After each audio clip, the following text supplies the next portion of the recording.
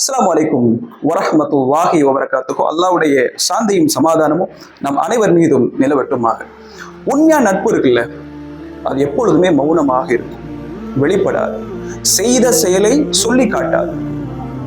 ஆனா சந்தர்ப்பத்திலே இதுதான் உண்மையான நட்பு என்பதை வெளிப்படுத்தி காமிக்கும். இந்த உலகத்திலே சிறந்த மக்கள் என்று சொன்னால் யாரா இருக்க முடியும்? ஸல்லல்லாஹு அலைஹி வஸல்லம், அபூபக்கர், உமர் ரலியல்லாஹு அன்ஹு. அபூபக்கர், உமர் ரலியல்லாஹு அன்ஹுவுக்கு ஒரு சச்சரவு. உமர் அவர்களை பார்க்க வந்த அபூபக்கர் அவர்களை உமர் அவர்கள் கதவை மூடிக்கொண்டு விட்டார்கள்.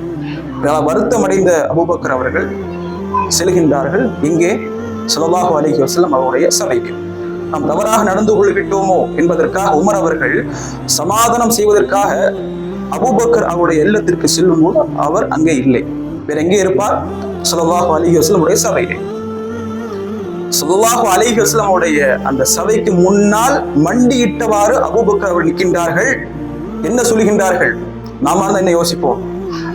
நட்பை முறிக்கிறது தான் பிளான் பண்ணோம், அப்படிதானே? ஏதாவது ஒரு பிரச்சனை வந்த மனஸ்தாபம் வந்தால் இந்த நட்பு எனக்கு தேவையில்லை என்று முடிவு செய்வதற்காகத்தான் முயற்சிப்போம்.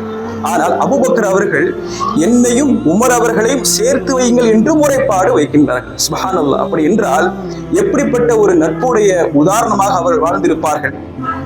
தவறு என்பது தன் மீது இல்லை என்றாலும் என்னையும் உமர் அவர்களையும் சேர்த்து வையுங்கள் என்று முறைப்பாடு வைக்கின்றார். ஸல்லல்லாஹு அலைஹி வஸல்லம் அவர்கள் சபையிலே வந்த உமர் அவர்களை பார்த்து கண் சிவக்கின்ற அளவிற்கு கோபம் கொள்கின்றார். நீங்கள் எல்லாம் என்னை நிராகரித்தீர்கள், ஆனா அபூபக்கர் என்னை அரவணைத்தார்.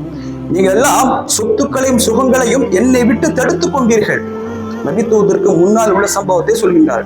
ஆனால் அபூபக்கர் அவர்கள் அவருடைய சொத்துக்களையும் சுகங்களையும் எனக்கு கொடுத்து என்னை அரவணைத்தார். ஹல் அன்து தாரிகு லிசாஹிபி, எனக்கேனும் என்னுடைய தோழரை நீங்கள் விட்டு வைப்பீர்களா என்று கேட்டார். சுப்ஹானல்லாஹ். ஆக எப்படிப்பட்ட ஒரு நட்பா இருந்தாலும் தனக்கு தீங்கு செய்யக்கூடிய, தனக்கு மனஸ்தாபம் ஏற்படுத்தக்கூடிய உறவை நேசிப்பது என்பது இந்த உலகத்திலே பார்ப்பது அரிது. அதனால அல்லாஹ் குர்ஆன்ல சொல்றான், இந்த உலகத்தில் எவ்வளவோ நட்பு இருந்தாலும் சிறந்த நட்பாக யார் இருக்க முடியும்? ஸல்லல்லாஹு அலைஹி வஸல்லம் உடைய சஹாபாக்களாக மட்டும்தான் இருக்க முடியும். அல்லாஹ் சொல்றான், முஹம்மதுர் ரசூலுல்லாஹ் வல்லதீன மஅஹு அஷித்தாஹு அலல் குஃபாரி ருஹமாஹு பைனஹும். முகமது அல்லாஹ்வுடைய தூதராக இருக்கின்றார். அவர்களோடு இருக்கின்ற தோழர்கள் காபிர்களுக்கு மத்தியிலே வெறுப்புணர்வோடு இருப்பார்கள், முஃமின்களுக்கு மத்தியிலே இரக்கமாக அவர்கள் இருப்பார்கள். அதுதான் யார்? ஸல்லல்லாஹு அலைஹி வஸல்லம் உடைய தோழர்கள். முடிந்த அளவுக்கு உறவை, நட்புடைய உறவை வலுப்படுத்த முயற்சிப்போம். அஸ்ஸலாமு அலைக்கும் வரஹ்மத்துல்லாஹி வபரகாத்துஹு.